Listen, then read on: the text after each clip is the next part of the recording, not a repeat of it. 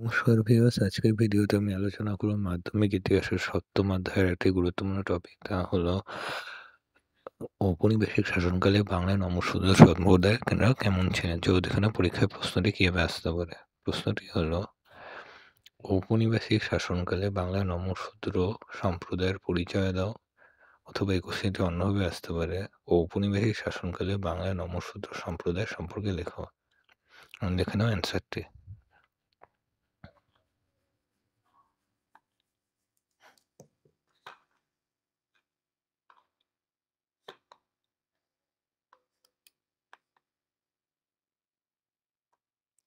তুমি কি দিয়ে শুরু করবা? ভূমিকা। ঔপনিবেশিক শাসনকালে বাংলার সমাজ ছিল বর্ণভেদ ও অস্পৃশ্যতার ভিত্তিতে বিভক্ত। বর্ণ উচ্চবর্ণীয় আধিপত্যের ফলে নিম্ন বর্ণ ও দলিত শ্রেণী দীর্ঘকাল সামাজিক ও অর্থনৈতিকভাবে বঞ্চিত ছিল ভারতবর্ষে। এই প্রেক্ষাপটে ভারতবর্ষ তথা বিশেষত বাংলার নমঃশূদ্র সম্প্রদায়, যারা নমঃশূদ্র সম্প্রদায় পূর্বে চণ্ডাল নামে পরিচিত ছিল, গুরুত্বপূর্ণ ছিল কি ভারতের দলিত শ্রেণী। তথা ব্রিটিশ শাসনকালে বাংলার সমাজ কি ছিল বর্ণভেদ এবং অস্পৃশ্যতার ক্ষেত্রে, মানে কি তখনকার দিনে মানে কি উঁচু জাতের মানুষরা নিচু জাতের মানুষদের সামনাসামনি আসতো না। এছাড়া উচ্চ বর্ণের আধিপত্যের ফলে কি নিম্নবর্ণ ও দলিত শ্রেণীরা দীর্ঘদিন এভাবে কি বঞ্চিত হতে থাকে। এর ফলে বাংলা নমঃশূদ্ররা ভারতের মানে কি ভারতের মধ্যে বাংলা নমঃশূদ্ররা, যারা পূর্বে চন্দ্র নামে পরিচিত, এরা কি ছিল গুরুত্বপূর্ণ দলিত শ্রেণী, এবং এরা আন্দোলনের পথে পা বাড়ায়। দেখে নাও মেন অ্যান্সারটি।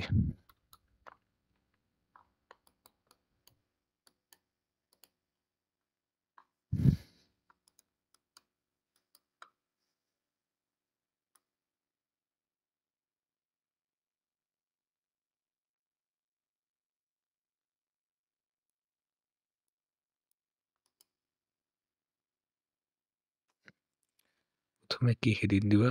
ঔপনিবেশিক শাসনকালে বাংলায় নমঃশূদ্র সম্প্রদায়ের পরিচয়।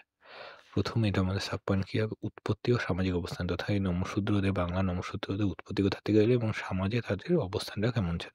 কি নমঃশূদ্ররা বাংলার অন্যতম বৃহৎ কি দলিত ও অনগ্রসর শ্রেণীভুক্ত সম্প্রদায় ছিল।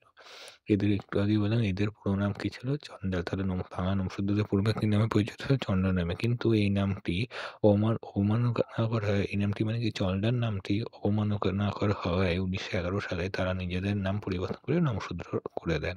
তাই নমঃশূদ্র নামটা চন্ডাল থেকে নমঃশূদ্র নাম পরিবর্তন হয়েছে কত সালে? ১৯১১ সালে।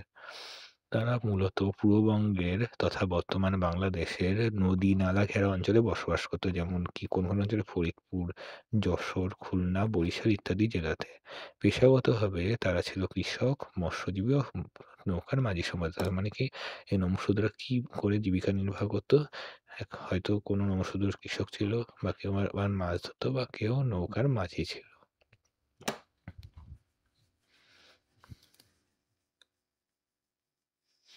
পরের পয়েন্ট, সামাজিক অবস্থান ও বৈষম্য।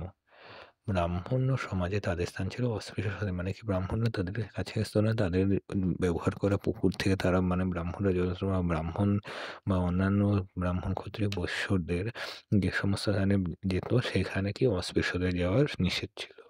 ফলে সামাজিক ধর্মীয় শিক্ষাগত ক্ষেত্রে তারা ছিল বঞ্চিত। এছাড়া তাদের মন্দিরে প্রবেশ, বিদ্যালয়ে পড়াশোনা, উচ্চবর্ণের সাথে মেলাশোনা সব ক্ষেত্রেই কি তাদের ক্ষেত্রে কি করা হতো? বৈষম্য করা হতো।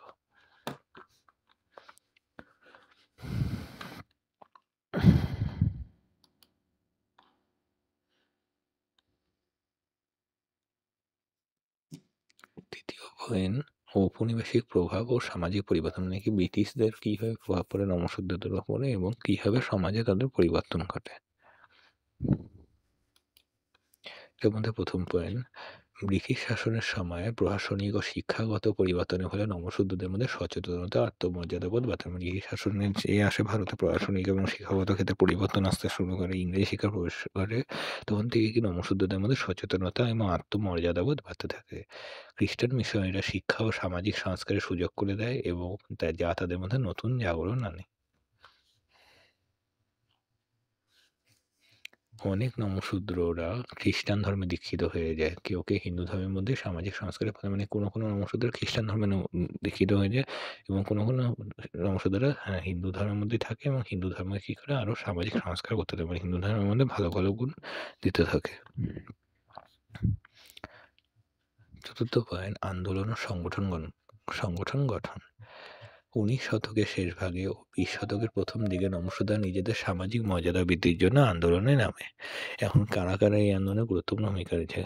শ্রী হরিচাঁদ ঠাকুর ও গুরুচাঁদ ঠাকুরের নেতৃত্বে শুরু হয় মতুয়া আন্দোলন। তাহলে কি মতুয়া আন্দোলন কাদের নেতৃত্বে শুরু হয়েছিল? গুরুচাঁদ ঠাকুর এবং হরিচাঁদ ঠাকুরের নেতৃত্বে। এবং গুরুচাঁদ ঠাকুর তথা গুরুচাঁদ ঠাকুর কে ছিল হরিচাঁদ ঠাকুরের পুত্র, ছিলেন এই নমশূদ্র আন্দোলনের বা মতুয়া আন্দোলনের অন্যতম নেতা। তিনি প্রতিষ্ঠা করেন মতুয়া ধর্ম। তাহলে মতুয়া ধর্ম কে প্রতিষ্ঠা করেছিল?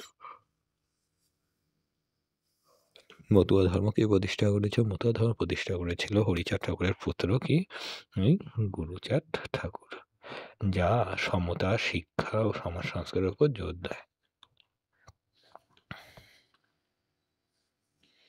তারপরে কি হয়? ১৯৬০ সালে গঠিত হয় নমশূদ্র সামাজিক উন্নয়ন সমিতি। কত সালে? ১৯৬০ সালে।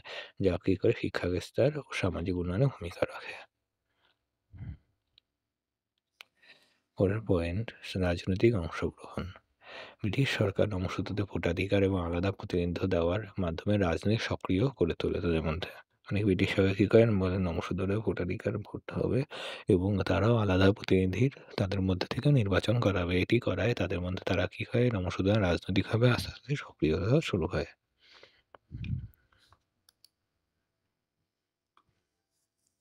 তারপরে ১৯৩০-এর দশকে দলিত রাজনীতি বা ডিপ্রেসড ক্লাসেস মুভমেন্টের সঙ্গে নমশূদ্র নেতারা যুক্ত হয়। জগৎমোহন মণ্ডল ছিলেন একজন বিশিষ্ট নমশূদ্র নেতা, তিনি পরবর্তীকালে পাকিস্তানের সংবিধান সভায় প্রতিনিধিত্ব করেন। জগৎমোহন মণ্ডল কে ছিল এই নমশূদ্র আন্দোলনের আরেকজন নেতা, যিনি পরবর্তীকালে কি হয়, যখন ভারত ভাগ হয়ে যায়, পাকিস্তান হয়ে যায়, ওই পাকিস্তানের সংবিধান সভায় তিনি প্রতিনিধিত্ব করা শুরু করে।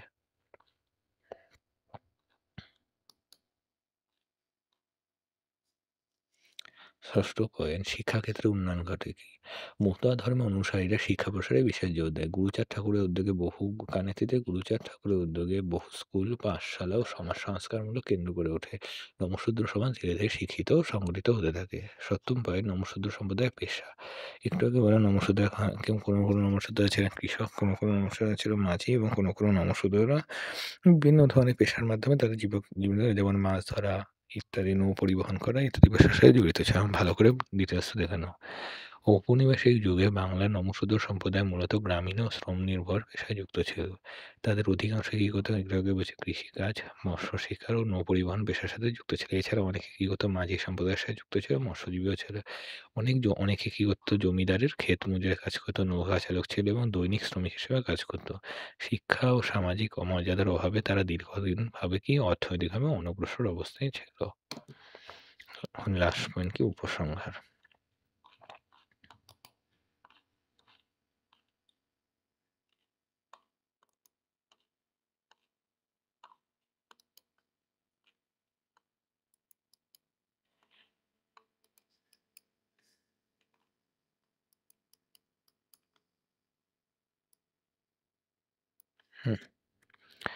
লাস্ট পয়েন্ট কি করে? উপসংহার।